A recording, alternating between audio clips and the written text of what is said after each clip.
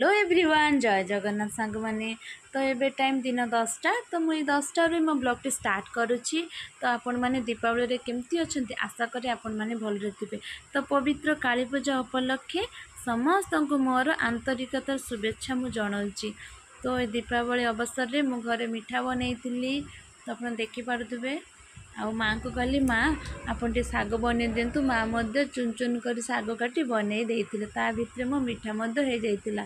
Market रू आसीथिला माछ ताकू आलू सिझेई मु आलू दे चिंगुड़ी माछ मालई करी मध्य कर देइतिली। तो खाई पी टिके रेस्ट नेला परे जो संध्या रे दीपावली रो प्रिपरेशन थिला। तो घरे जमती साजसज्जा थिला प्रदीप जमती प्रदीप जलैलु मोमबत्ती जलैलु आ मो झील मो पुत्रा छुआ से माने मध्य झुझुरी बाती आ जलैकी दीपावली अनुभव कले। आपण देखि पारथिबे केमती सजैछु घरे देखि पारथिबे।